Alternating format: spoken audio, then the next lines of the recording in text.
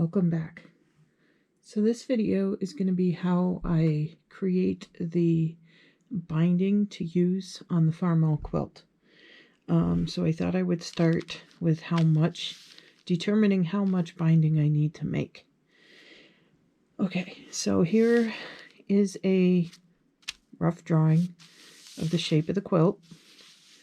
Now the short ends, the top and the bottom, are approximately 36 inches across, and then multiplying that by 2, top and bottom, you come up with 72 inches.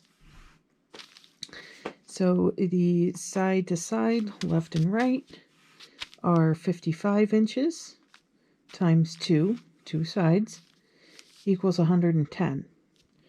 So I had to do a little bit of editing there. All right, so 72 inches plus 110 inches plus 6. And I do this just to be sure I'm not going to come up short. And that comes up to 188 inches. And if you want to break it down by feet, divide 188 by 12. And that comes out to 15.66 feet. So what I normally do, again, round up to the nearest foot. Probably going to have a little bit extra, but it's always best to have extra and not too short. So that means I need to make roughly 16 feet of binding. And it can seem like that's a lot for the size quilt that I'm doing. But I assure you, when you crunch the numbers, it works out pretty good. And I've also been known in the past to not crunch the numbers. And then I make binding, and I make so much of it that I literally have enough binding to do a whole nother quilt. So I've learned, it's a pretty quick and easy math to figure out. So it's best to crunch the numbers. All right, so okay, so now we figured out how much, and in the next scene we'll be getting the binding ready, cutting it up. I'm going to use yardage, and I could go with the 2.5 inch strips from Jelly Rolls, which is possible. I've done it before, but that extra 1/2 inch, because I cut from yardage now, usually 3 inches would be pretty standard to use for a binding, and I think that'll give you roughly around 1/4 to a 1/2 inch binding. So I'm going to do it that way. I'm going to cut it from the yardage. I do have some 2.5 inch strips, but I don't think I had enough in red. And I really wanted to use red, and I have a ton of yardage in red. So in the next scene, that's what you'll see me doing, is getting that ready and cutting the yardage up in 3 inch strips. Okay. Okay, so here is the yardage that I chose, because I'm going to make a red binding to go around the quilt. And I want to cut 3 inch strips. So right now, all I'm doing is I've lined up the folded edge of my yardage right on the line at the top here. And I'm just going to cut roughly about 1 inch off the end, get rid of all this frayed stuff and just make the end even. And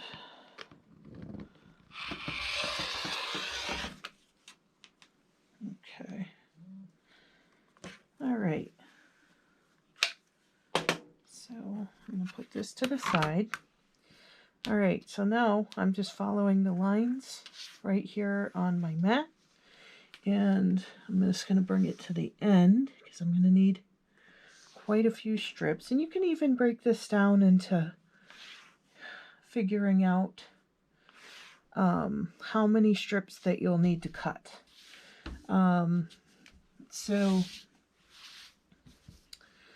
let's see, line this up a little better. Okay, all right, so 3 inches. Every 3 inches I will cut a strip. So right here, I'm on the 3-inch line here, 3-inch line here.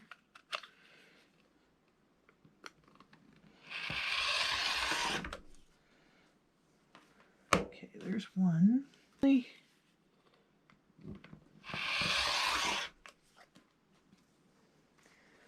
right, that's 2 strips. Okay, so, and I have enough room here. I just moved the ruler over to the 6 at the top and the 6 at the bottom.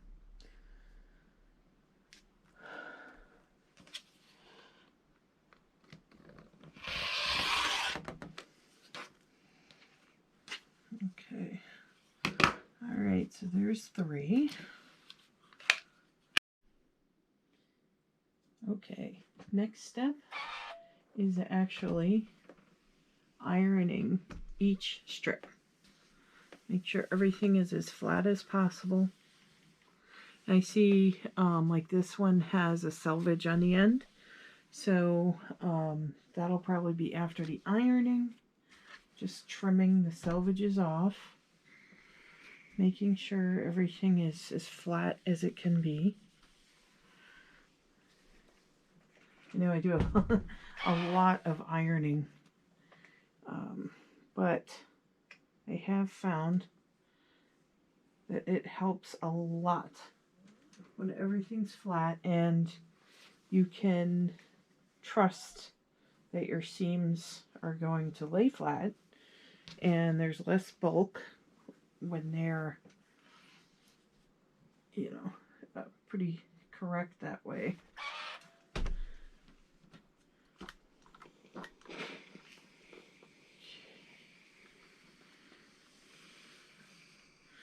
All right, see you in the next step.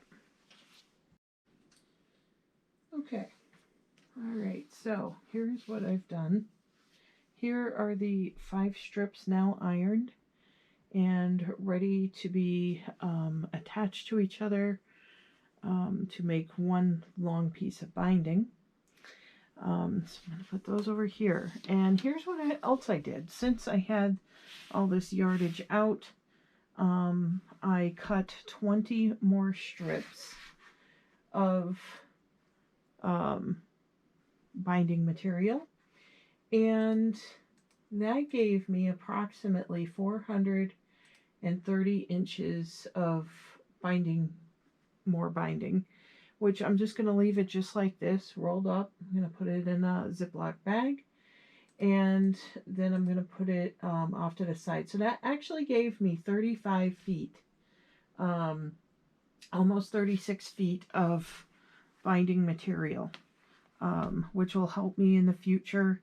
I think red is a good color to use for a binding. It depends on what you're doing and how you're doing it. And and like I said, I have so much of this.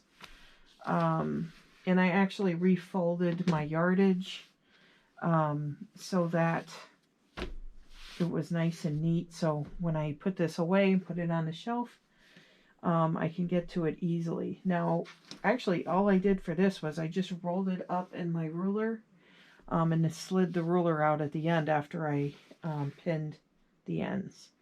So just a nice, easy way of folding up yardage when you have a lot of it, just to make it nice and neat. And moving on. Okay, so now we're about to attach the 5 strips, and we're going to sew down a diagonal so that it will have less bulk in the seam in the binding. If you do it this way. Now the other thing to note here is that I left the selvages on because those are going to get trimmed off anyways. So now I'm going to sew a diagonal down this way, and then and never separate them or never trim until you know that it worked, that you've done it right. Because I've done it where I accidentally sewed the diagonal in the other direction. That does not work. Because then you're just going to have it, it's going to go down like this, and it's not going to work. So, all right, so you just form a plus sign like so, just like that. Bring it over here to the machine, and all right, and I am just going to put the presser foot down. All right.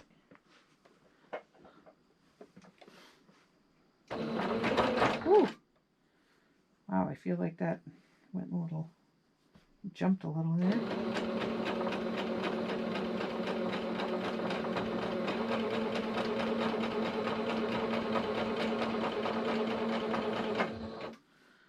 All right, here, finally. Okay, so got a little bit caught right here. There we go. All right, so potentially this is going to get all cut off. But first, I highly recommend checking it. So it should fold out like this, so that it's just one continuous strip. And now that I know that, then this portion can get trimmed off. Oh, goodness. And, oh, there's my good scissors. Actually, I don't know how good they are. They don't stay closed anymore. Okay.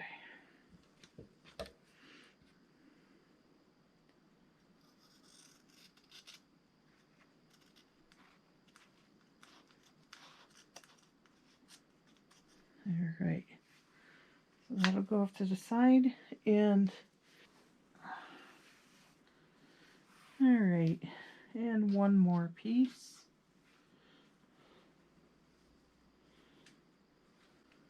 Okay, and notice there are no right or wrong sides because of the way this fabric is.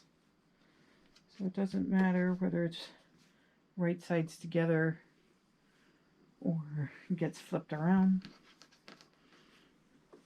Okay. All right, lined up, and so straight down the diagonal.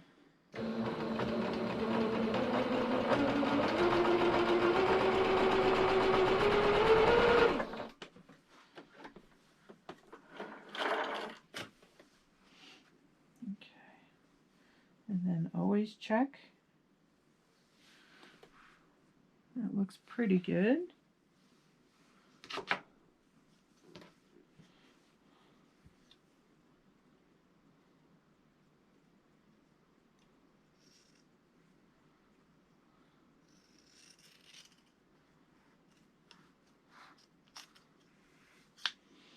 All right. Okay, so everything is all connected. I'm going to plug in my iron so that gets, so nothing I'm a stranger to here. And I'm noticing there's quite a few wrinkles and things. So I'm just sort of ironing the whole strip instead of just where the seams are. Okay.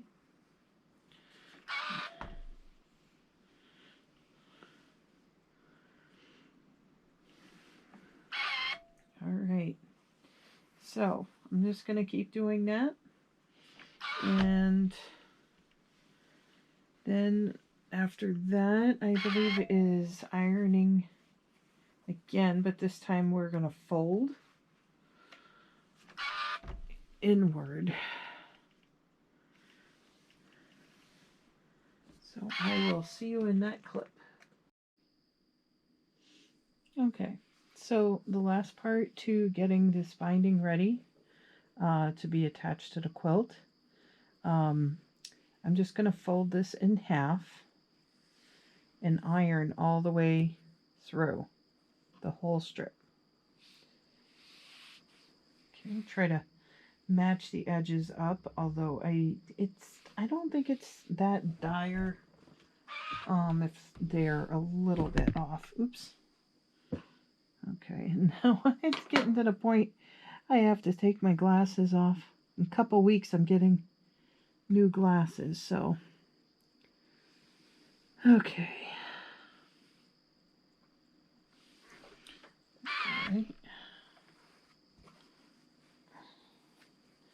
All right, I think I'm not going to do this whole strip on camera. It makes it a little bit easier when I go to edit, if I don't have to sit through 5-6 minutes of actual ironing. But you get the idea here. It's just, I am just matching the edges up as close as I can, and then pressing the seam in half. And see here where the diagonal is. Now the seam, and I see it's a little bit off there, it sticks out a little bit, but that's all going to be hidden when you put it into the quilt and the binding. And I know I used a leftover bit on a bobbin that I already had done up. There wasn't much thread on it, that's why you see this variegated color. I wouldn't normally do that, but only had a little bit on there anyways, and I was just doing these bindings, so that's why the thread looks that way. All right, and there. All right, so now I'm going to bring this back a little bit so you can see. But see how we have one part of the binding. You can see it a little bit through because this is a very thin material, but the actual seam is spread out rather than going straight across and being a big bump. It's spread out over 2 sections of the seam and makes it a little flatter, a little easier. And you can't, once it's in the quilt, you can't really, you can see the seam, but it's not going to feel like a bump. It's just going to lay flat, a lot flatter than it would normally. So, all right, I'm going to do the rest of this off camera. And that actually may be the last little bit. This is the next video, which will probably come out, I don't know when I'll actually get to attach the binding. It might not be today, or I might just decide, hey, why not, let's just get it done. All right, so but the video for attaching the binding directly to the quilt will come out separate from this video. So please like and subscribe. I've got some more fun plans coming up, hopefully spread out over the next week or so. So like, subscribe, hit the notification bell, and I will see you in the next one. Bye.